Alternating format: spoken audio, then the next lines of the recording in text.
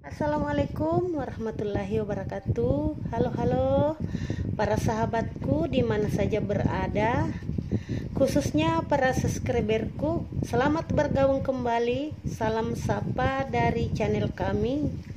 Nah, seperti biasa saya ucapkan terima kasih pada kalian semua yang telah mensupport channel kami ini.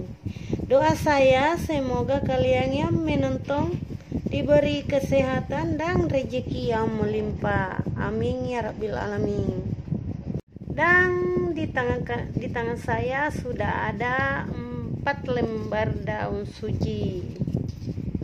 Daun suji ini sangatlah banyak manfaatnya, diantaranya bisa membersihkan paru-paru dan bisa mengobati batuk berdahak. Terus bagaimana cara membuat olahan dari daun suji ini? Yuk ikuti video ini sampai tuntas ya. Nah, ini dia daun sujinya, sudah kami bersihkan terlebih dahulu. Daun suji ini akan segera kami rebus, dan terlebih dahulu karena ini panjang dan mati pancinya kita potong terlebih dahulu. Keras ya.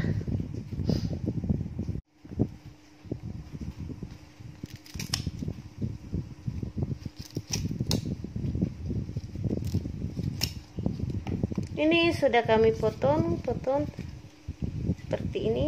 Yuk ke dapur. Nah, di dapur sudah saya didihkan air sekitar 2 gelas. Kemudian turunkan daun sujinya seperti ini. Dan biarkan mendidih dan airnya menyusut sekitar 1 gelas ya. Yang tadinya 2 gelas menjadi 1 gelas.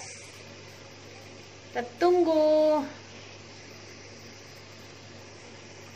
Nah, setelah tersisa hanya segelas, ini saya tadi rebus sekitar 25 menit dan tersisa hanya segelas saja. Yang tadinya ada gelas, sisa 1 gelas saja.